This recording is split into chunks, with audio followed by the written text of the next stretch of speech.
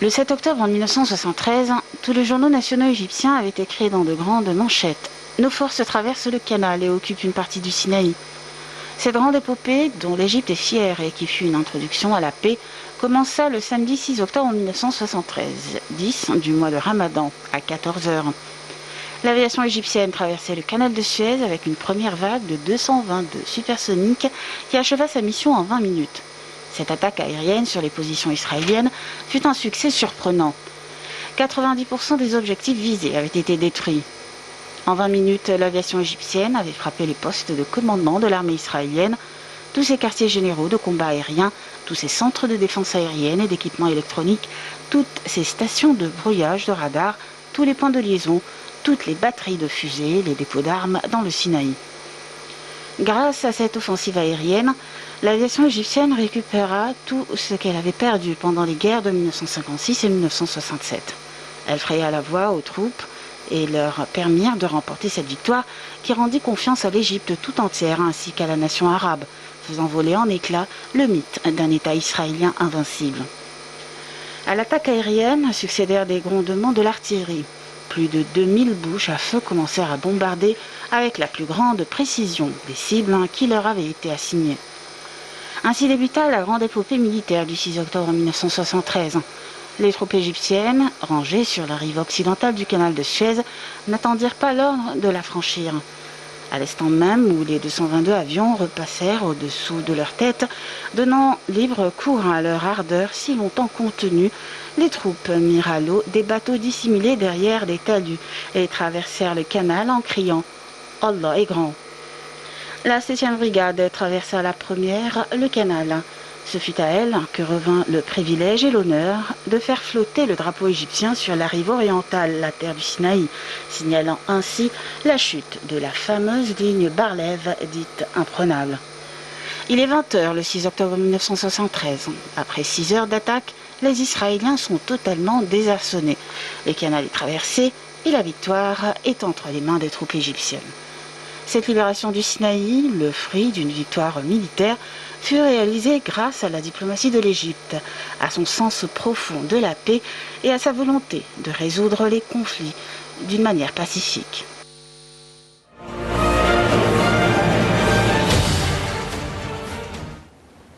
Voilà, de retour, c'est la victoire du 6 octobre, voilà, qu'on célèbre ces jours-ci. Je renouvelle mes saluts pour vous une autre fois. Chers journalistes, on parle en ce qui concerne cette victoire, les projets du développement. L'Égypte témoigne une renaissance dans tous les domaines. On parle en ce qui concerne la renaissance, les nouvelles villes, les projets, les fermes piscicoles, tout ce qui intéresse le citoyen, réformer le système de l'enseignement, de la santé. On parle en ce qui concerne le Sinaï. Le Conseil de ministres ou le bureau médiatique du Conseil de ministres avait accrédité un rapport récemment, un rapport en ce qui concerne les projets du développement du Sinaï en 2014 dans le cadre du développement global. On parle en ce qui concerne des projets qui atteignent 600 milliards de livres. Ce sont des sommes d'argent très gigantesques quand les dépenses pour développer le Sinaï. Comment ou quand on peut réaliser les résultats fructueux de ce développement et pour permettre aux sociétés qui existent pour le développement. Tout ce qui recherche une occasion du travail. Bien sûr, nous avons un impasse ou quelque chose qui est un peu complexe. Comme citoyens égyptiens, on avait une liaison étroite avec la place. Personne ne peut penser à trouver ou à chercher un nouveau logement. C'est quelque chose qui est très rare. Pas tous les gens qui avaient cette idée ou qui peuvent adapter cette décision. région. C'est pourquoi nous devons avoir des autres armes afin de affronter ces idées. On doit avoir plus de privilèges, plus de mesures pour les citoyens. On parle en ce qui concerne une région comme le nord de Sinaï, El Arish et les villes qui sont là-bas, un climat qui est normal toute l'année et une rive qui se trouve toute l'année. Une normalité géographique qui peut me transférer dans toute place, des routes, des ponts qui peuvent m'aider à accéder à toute place, à des occasions de travail. Il n'y avait pas jusqu'à cet instant à attirer des citoyens à cette région. Même les citoyens de Sinaï, quand on faisait la ville du Rafah, on vous donnait des séditions à lui pour accepter cette idée. La même idée, voilà, c'est votre maison, et typiquement comme votre maison, avec une vie généreuse et avec votre normalité bédouin géographique. Vous êtes adhéré avec vos territoires et c'est une couronne sur la tête de tous les Sinaïs.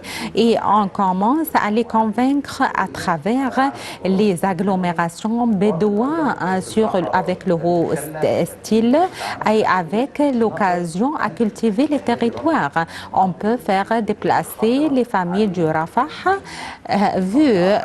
qui sont dangereux à eux vu de la normalité des guerres où se déroulaient dans cette région. C'est une région brûlée.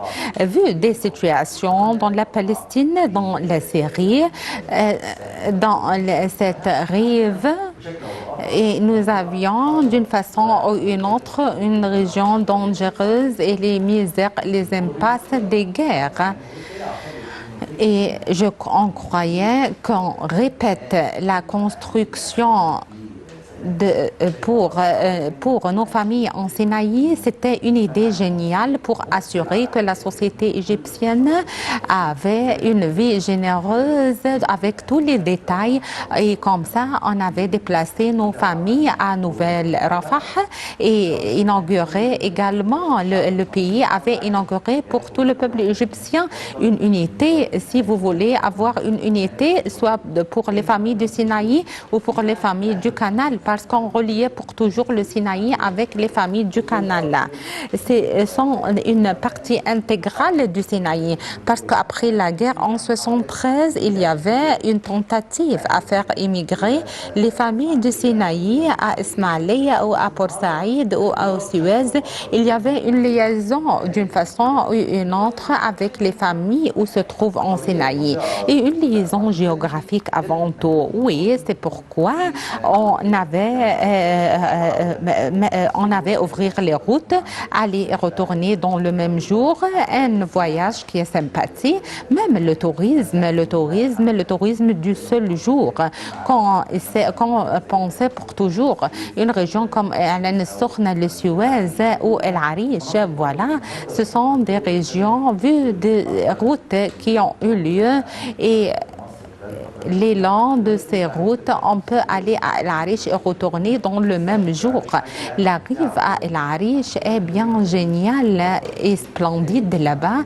C'est pourquoi on pense pour toujours comment on peut avoir des séditions pour nos familles égyptiennes et pour nos citoyens autour de l'idée du déplacement avec la création d'occasions de travail et le projet effectué par le pays au nord du Sinaï et quelques entre eux ont été faits et quelques autres n'étaient pas inaugurés, mais pour toujours on émet un message pour le monde à l'étranger que c'est une région sûre et toutes les tentatives terroristes sont terminées. Il y avait seulement dans quelques espaces qui sont très étroites, il y avait des pays qui ont débuté à travers les terroristes et le nombre des terroristes sont plus grands que l'Égypte avec la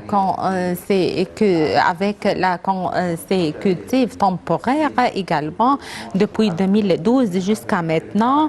On parle en ce qui concerne tous les embouteillages étaient en 2013, 2014, 2015, 2016 après que les groupes terroristes avaient cultiver des terroristes là-bas et ils leur disaient que vous allez être capable aux forces armées, mais la liaison du peuple égyptien avec la direction politique et militaire et leur capacité à surmonter toutes les difficultés à lutter contre le terrorisme et le succès du pays à lutter contre le terrorisme. Je croyais que le message est accédé, qu'il n'y avait aucun moyen pour exploiter les territoires égyptiens, pour soutenir le terrorisme. On peut exploiter les territoires égyptiens pour plus de développement, plus de progrès, plus de succès.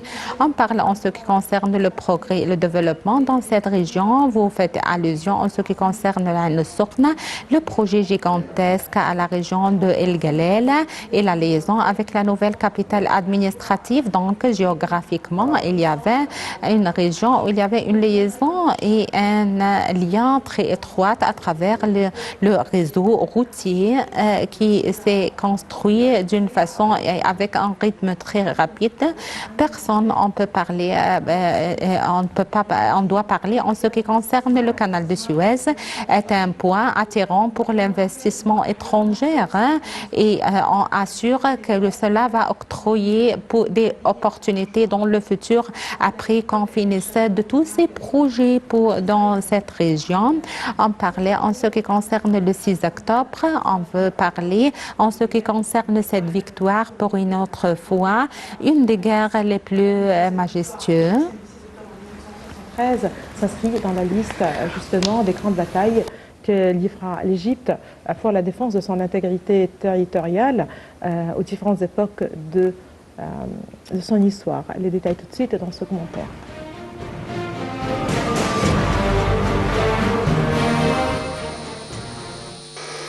Les différents chapitres de l'histoire égyptienne dévoilent à quel point les Égyptiens ont tout fait pour préserver leur patrie, la garder indépendante et forte. Le 6 octobre 1973 est l'un des épisodes les plus lumineux qui démontre cette fierté et ce lien indéfectible envers la terre. Le 6 octobre est une date de gloire et de grandeur qui rappelle que ce peuple peut verser sa dernière goutte de sang pour récupérer ou préserver le plus petit grain de sable. La victoire du 6 octobre 1973 rappelle aussi que le peuple égyptien et son armée sont unis à jamais face à tous les dangers et à tous les défis. Les Égyptiens ont montré au monde entier qu'ils sont capables d'actes héroïques, marqués de bravoure et de grandeur, pour réaliser avec minutie et précision un dessein des plus intelligents dans l'histoire de l'humanité. N'oublions pas que la guerre du 6 octobre ou du 10 Ramadan a permis d'asséner un coup dur aux chimères israéliennes, d'après lesquelles leur armée serait invincible. En effet, l'Égypte, en détruisant la ligne dite Bar-Lev, a permis en quelque sorte de dévoiler que les propos israéliens au sujet de cette ligne n'étaient que des illusions. Il s'agit d'un titanesque rempart en sable, dont la hauteur atteint 20 mètres.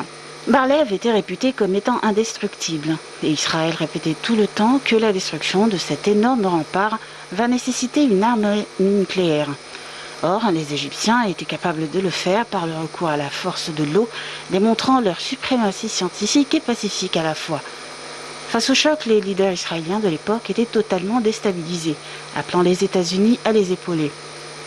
Cette guerre glorieuse a permis aux Égyptiens de récupérer une partie de leur territoire, poursuivant la récupération des autres via des voies pacifiques et diplomatiques. L'Égypte a ensuite adopté l'option de la paix comme une orientation stratégique.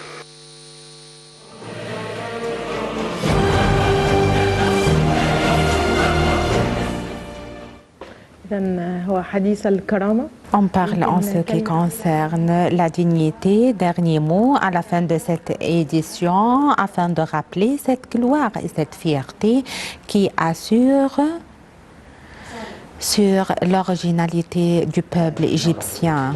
Laissez-moi vous dire que c'est une promesse et message, promesse pour tous nos martyrs, soit en 73 ou à tous nos martyrs qui sont tombés afin de lutter pour leur territoire contre tous les ennemis. Tous les peuples égyptiens vous promet, soit peuple égyptien aux forces armées ou civiles, à garder accéder à ces territoires et nous sommes tous sacrifiés pour cette libération que vous l'avez fait en 73, tout en défendant contre l'occupant, le déguisant, le terrorisme dans les ex-époques et message pour tout le peuple égyptien majestueux à être pour toujours point de fierté et de gloire tout en élevant nos têtes pour les victoires d'octobre et que ce n'est pas un point étroit pour la victoire d'octobre, c'est la guerre d'octobre et les victoires d'octobre sont éternelles dans notre spiritualité au cours de toutes les heures. La guerre d'octobre est un minaret afin de garder notre pays et pour toujours est un message qu'on hérite pour nos fils qu'il n'y avait pas un moyen devant tout citoyen égyptien bien honorable que défendre leur territoire comme ils défendaient tout point de sang. Je vous remercie infiniment, Monsieur Khaled Aissaoui, journaliste et écrivain à l'Agence du Proche-Orient. Je vous remercie infiniment d'être avec nous aujourd'hui. Merci de nous avoir suivis ce soir. Il faut justement rappeler que cette victoire restera pour toujours gravée dans la mémoire des Égyptiens et un hommage continu certainement à tous ceux qui se sont sacrifiés justement pour la dignité de ce peuple. Merci de nous avoir suivis. Excellente fin de soirée à toutes et à tous. Au revoir.